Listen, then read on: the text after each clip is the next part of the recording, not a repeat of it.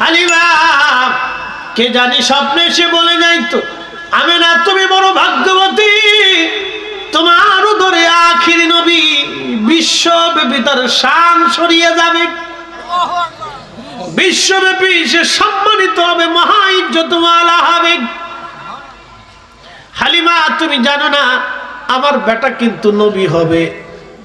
সুবহানাল্লাহ বলবে, আমার বেটা জোরে বলে তো। নবীজির আম্মা কাফের আছে? কত বড় গর্ধব আর গাধার বেঈমান নাফরমান কুত্তার চাইতে নিকৃষ্ট। রাসূলের আব্বা আম্মার কাফের বলতেছে। বিশ্বাস ছিল,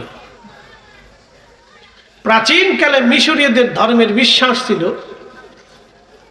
তারা নীল নদের জোয়ার আনার জন্য একটা সুন্দরী কুমারী মেয়েকে বাছাই করত, বাছাই করে সেই মেয়েটাকে নীল নদের পাড়ে নিয়ে তাকে জবাই করত। খুব ঘন ঘটা করে আনন্দ করে বিরাট কিছু করে তারা এই মেয়েটাকে জবাই দিত। তো জবাই দেওয়ার পরে যে রক্ত গড়িয়ে গড়িয়ে গড়িয়ে গড়িয়ে নীল নদে গেলে জোয়ার আসতো, এটা ছিল তাদের বিশ্বাস। সেই বিশ্বাসে মিশরে লক্ষ শত শত বছরে শত শত নারীর জীবন চলে গেল। সে নারী যিনি নিজেও জানে না যে আমার জীবনটা কি জন্য চলে গেল। যারা বিশ্বাস করলো তারা তাদের এই ভ্রান্ত বিশ্বাসের উপর থেকে জীবন্ত বহু মানুষকে তারা হত্যা করলো। বিশ্বাস কত মারাত্মক। প্রিয় উপস্থিতি, কালীপুরবাসী হোমনাবাসী ঠিক তখনই মুসলমানরা যখন মিশর দখল করে নিল, মুসলমান মিশর দখল করার পরে সেনাপতি আমর ইবনুল আস রাদিয়াল্লাহু আনহু মিশর দখল করলেন। খলিফাতুল মুসলিমিন হযরত ওমরের জমানায় মুসলমানরা মিশর দখল করার পরে সেনাপতি জানতে পারলেন, বিরাট ঘনঘটা করে আয়োজন করে, মেলার আয়োজন করে, হাজার হাজার লক্ষ লক্ষ মানুষ আনন্দ করে করে ঢোল নগর পিটাইয়া গান গেয়ে গেয়ে নেচে গেয়ে তারা একটা কুমারী মেয়েকে ধরে নিয়ে যাচ্ছে নীল নদের পাড়ে জবাই করার জন্য। আমার দিকে তাকাবেন, বলেন তো যে মেয়েটাকে ধরে নিয়ে যাচ্ছে তার মার কলিজায় কেমন ব্যথা লাগতেছিল? যাকে ধরে নিয়ে জবাই করার জন্য নিয়ে যাচ্ছে তাহলে সে কেমন আর্তনাদ করতেছিল? এটা কি কোনো ধর্ম হতে পারে? একসাথে বলেন, ধর্ম হতে পারে? কখনোই। এই জন্য ইসলাম ঠিক, মানব জাতি যখন অন্ধকারে নিমজ্জিত ঠিক তখনই আল্লাহ তার রাসূলকে পাঠিয়েছেন। কথা বলেন ঠিক না?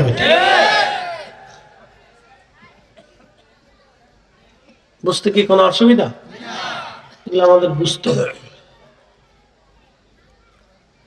এই রাস্তাঘাটে বহু মানুষ আছে দিন সম্পর্কে তার আর কোনো জ্ঞানই নাই।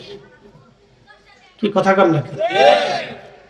দিন সম্পর্কে তাদের কোনো জ্ঞানই নেই। ওরা মনে করে মাহফিলে এসে লটপটি চটপটি খাইলেই জোয়া। ও চটপটি লটপটি খাইয়ে বাদাম টাদাম কিনে ও ঘুরতেছে। আর কিছু গোলাপান আছে চিন্তা করবো যে বেডি কোন জায়গা আছে, ওরা ঘুর ঘুর ঘুর ঘুর করে চারিদিকে ঘুরবে। ভাবেন যে আমি বুঝি না কিছু না? আমরা হুজুরের সব জানি, সব জানি। রাষ্ট্রের কোন জায়গা কি হয়, কোন সেকশনে কি হয়, এটা আমাদের অজানা কিচ্ছু নাই। আমরা সব জানি, সব বুঝি। না বুঝলে এখানে আমরা বসতে পারতাম না। তো আল্লাহ আমাদেরকে আকল দিছে, সব বুঝি, সমস্ত সেকশন আমাদের বুঝার আছে। এটা না হলে আমরা ওয়াজ করতে পারতাম না। এই যুবকগুলি ঘুরে ঘুরে ঘুরে ঘুরে তারপর বাড়ি চলে যাবে। সবাই ওয়াজ শুনতে আসে নাই তো। ও জানে না যে ওর কপালটা কিভাবে নষ্ট করে নিয়ে যাচ্ছে, ও বুঝেই না। যেখানে আসছে যে কপাল নষ্ট হয়ে যাচ্ছে ও নিজেও জানে না, ওর তকদির কাটা যাচ্ছে। প্রিয় উপস্থিতি,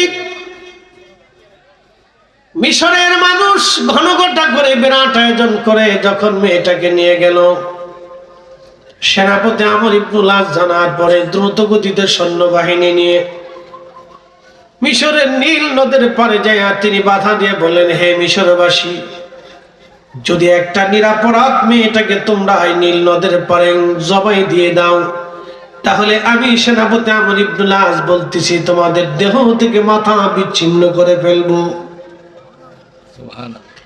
সাবধান, বিনা কারণে একটা মেয়ের জীবন চলে যেতে পারে না। এটা এখন মুসলমানের দেশ, আমরা মুসলিমরাই জমিন দখল করে নিয়েছি। তোমাদের ভ্রান্ত বিশ্বাস এই জমিন আর চলবে না। এখন এই জমিনে আল্লাহর আইন চলবে। জোরে বলা যাবে কি আল্লাহু আকবার।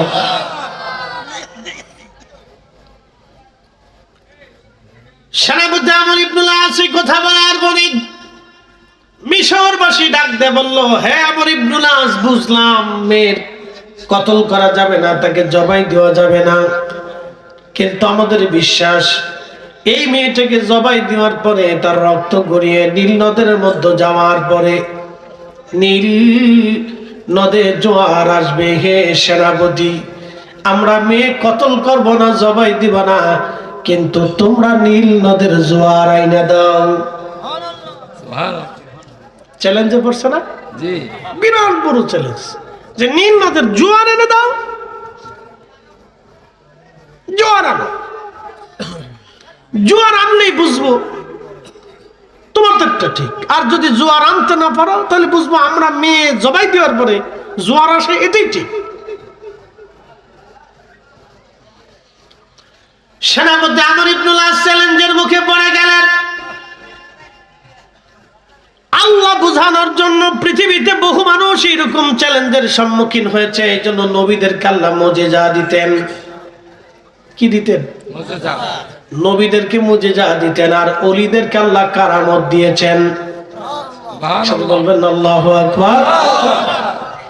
যদি খাজা বাবা আজমিরি আনার সাগরের পানি একটা লোটার ভিতরে না নিয়ে আসতে পারতেন, সেদিন হয়তো খাজা বাবা ওইখানে টিকতে পারতেন না। কি কথা কন না কেন?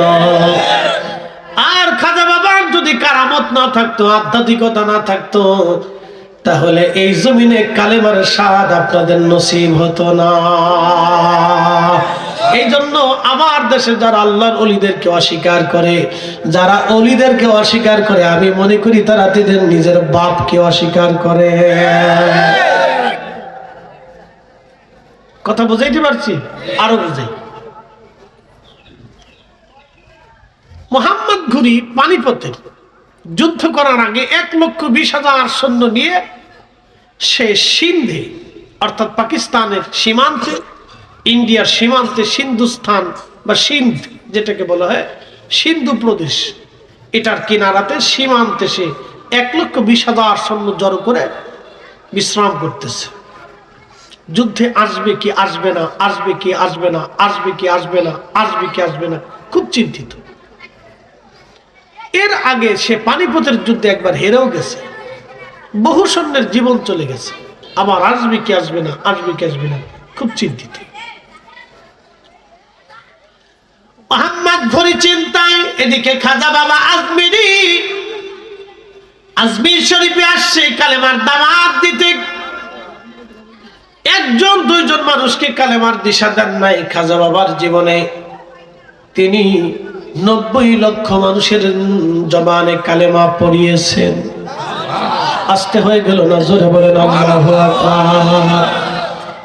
আচ্ছা আপনারা বলেন, বাংলাদেশে এত ওয়াজ হলো, এত নসিহত হলো, এত ওয়াজ নসিহত আমরা করলাম, 90 জনও তো বছরে কালেমা পড়ে না।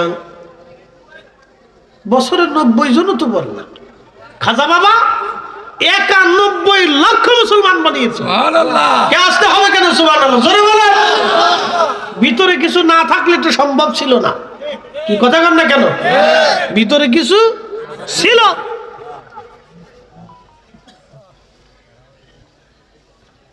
শরিয়া জান বাবাজি, কালীপুরবাসী, হোমনাবাসী মনোযোগ দিয়ে শুনবেন, এটার নাম কারামাত, কামালিয়াত। একজন মানুষ আর একজন মানুষকে 4 কারণে ভালোবাসে। 1 নম্বর ভালোবাসার নাম হচ্ছে জামালিয়াত, জামালিয়াতের জন্য ভালোবাসে। 2 নম্বর কামালিয়াত, 3 নম্বর কারামাত, 4 নম্বর ইহসান। জামালিয়াত, কামালিয়াত, কারাবাত, এহসান। জামালিয়াত মানে সৌন্দর্য, সুন্দর হইলে মানুষ মানুষকে ভালোবাসে। শুধু মানুষ মানুষকে ভালোবাসে না, দেখবেন পশু পাখিরও মানুষ ভালোবাসে। ছোট্ট গরুর বাচ্চা হয়েছে, ছোট্ট গরুর বাচ্চার গলার মধ্যে মালিক ঘন্টি লাগিয়ে দিল, গুড়গুড়ি ঝুনঝুনি লাগাই দেওয়ার পরে বাচ্চাটা ওই গরুর ছোট বাছুরটা ঝুনঝুনি গলার মধ্যে নিয়ে দৌড়াদৌড়ি করে লাফালাফি করে, মালিকের কাছে দেখতে মজা লাগে। ঠিক আছে না? সুন্দর। পৃথিবীতে সবাই সুন্দরের পূজারী। সুন্দর সুন্দর, এই জন্য আপনার পোলাপানে খালি সুন্দর তালাশ করে। এই সুন্দর খুঁজতে খুঁজতে কপালে যে টিকটক পরে, এরপরে কাঁদতে থেকে সারা জীবন কাঁদবে। সুখ নাই রে সুখ পরাণের পাখি, টিকটকের পাল্লায় বইরা বিছানাতে কান্দি আমার সুখ নাই রে। টিকটকের পাল্লায় পড়ছে, কপালে ঠাডা পড়ছে। কারো কপালে যদি টিকটক পড়ে তো বুঝবেন যে কপালে ঠাডা পড়ছে। কি কথা কন না? এখন নামাসি মনোযোগ দিয়ে শুনিয়া যাবেন। বন্ধু জামালিয়াত, এরপরের নাম হচ্ছে কামালিয়াত। কামালিয়াত, পৃথিবীতে সৌন্দর্যের ভিতরে প্রথম সুন্দর ছিলেন আদম সুফিউল্লাহ। কারণ আল্লাহ তাকে নিজ হাতে, আল্লাহর কুদরতের হাত দিয়ে আল্লাহ তাকে বানিয়েছিলেন। তিনি আদম, আদমের অর্ধেক সৌন্দর্য পেয়েছিলেন হযরত ইউসুফ আলাইহিস সালাম। হযরত ইউসুফ এত সুন্দর, এই জন্য একটা কথা মনে রাখবেন, নারী জাতির চাইতে পুরুষ জাতি সুন্দর বেশি। একসাথে বলেন না মারহাবা। আমরা যে এরকম পরিশ্রম করি, একটা নারীকে যদি এইভাবে পরিশ্রম করান, দেখবেন তার চেহারার দিকে আপনি তাকাইতেই পারবেন না। বেডি আর বেডি মনে হবে না, দেখবেন এই বেডি আর বেডি নাই, মহিলার মহিলাই মনে হবে না। এই জন্য আল্লাহ পুরুষ জাতিকে সুন্দর বানিয়েছেন। হযরত ইউসুফের চাইতে সুন্দর আল্লাহ কাউকে বানান নাই। জোরে বলা যাবে আল্লাহু আকবার। আম্মা জান আয়েশাকে বলা হলো মা জননী, বলে দেন ইউসুফ বেশি সুন্দর না নবী বেশি সুন্দর? একসাথে বলবেন আল্লাহু আকবার। তোমার কাছে এর লেগে তো খুব রাস্তা দেখলে গুড়গুড় গুড়গুড় করে ঘুরে, ঘটনা কি ঘুরতেছে ভিতরে বয় না কেনে ভিতরে রাস্তায় যারা আছে ফুলা পান ভিতরে এলাও আজাদ পাইতা না। হযরত ইউসুফ এত সুন্দর, ইউসুফ सूरत यूसुफ बेदारी हिकमाते लुकमाल माँ करिए कुरान कारी आए दिल सादिल माँ। हजरत यूसुफ এত সুন্দর, নবীজি কে আম্মা জান সাহাবীরা জিজ্ঞেস করলো মা জননী নবী বেশি সুন্দর না ইউসুফ বেশি সুন্দর? আম্মা জান ডেকে বললেন সাহাবীরা রে, যদি ইউসুফের সৌন্দর্য দেখে মিশরের যে মহিলারা, মিশরি যে মহিলারা হযরত ইউসুফের সৌন্দর্য দেখে তারা তাদের হাতের বদল কমলার বদলতে তারা হাত কেটে ফেলেছিল। কমলা কাটতে যেয়ে তারা হাত কুচি কুচি করে কাটতে লাগলো। কমলা কাটার বদলতে হাত কাটতে ছিল তারা। যদি ইউসুফের জায়গায় ওই মিশরি নারীগুলি আমার রাসূলকে দেখতো, সাহাবীরা রে, তারা শুধু হাত কাটতো না, হাতের জায়গায় তারা কলিজা কেটে ফেলতো। একটু জবান বন্ধ থাকবে না, চিৎকার করে বলেন ইয়া রাসূলুল্লাহ। ভুবনের প্রিয় মুহাম্মদ এলো রে দুনিয়ায় রে, সাগর আকাশ বাতাস বিজোদিয়া আয় রে সাগর আকাশ বাতাস ধুলির ধারা বেহেশত আজ জয় করিল দিল রে লাজ আজকে খুশির ঢল নেমেছে ধূসর সাহারায় সাগর আকাশ বাতাস দেখবি যদিয়া আয় রে সাগর আকাশ বাতাস বন্ধু আমার নবী এত সুন্দর, আল্লাহ তাকে সুন্দরী বানান নাই, আমার আল্লাহ তাকে কামালিয়াত দিয়েছিলেন।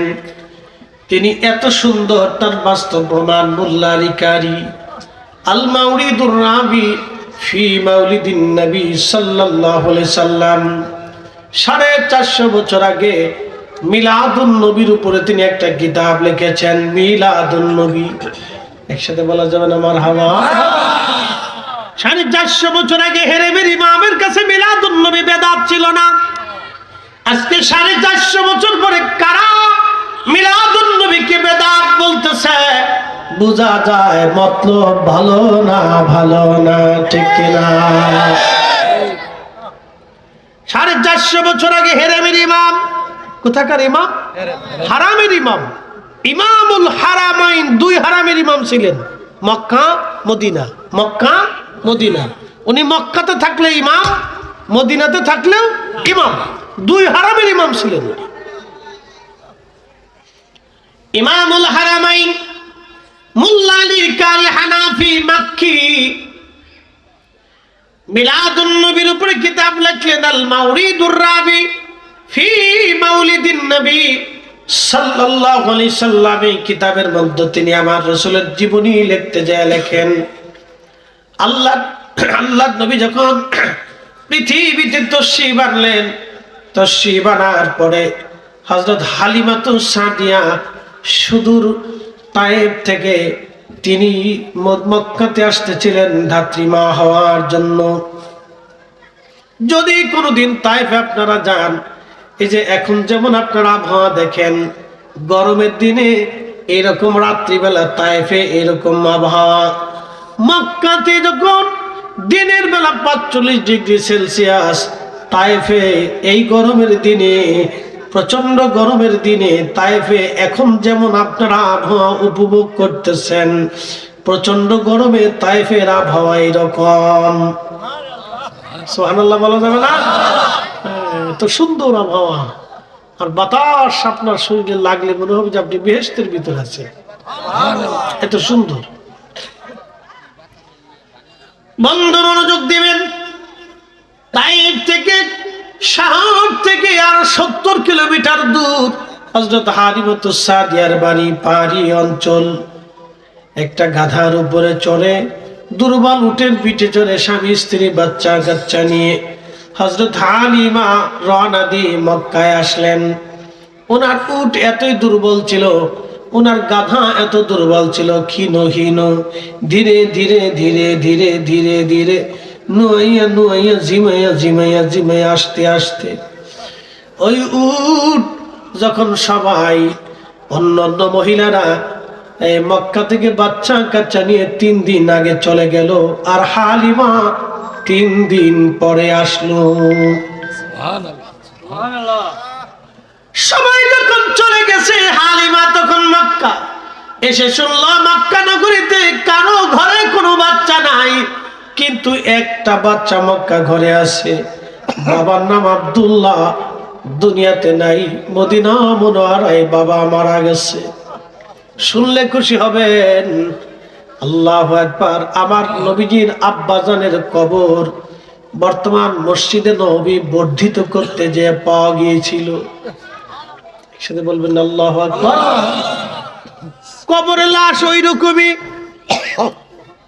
সুবহানাল্লাহ, কি বাড়ি যায় যেরকম কবর দেওয়া হয়েছিল ওই রকমই লাশ। সুবহানাল্লাহ। আল্লাহর হাবিবের বাবা।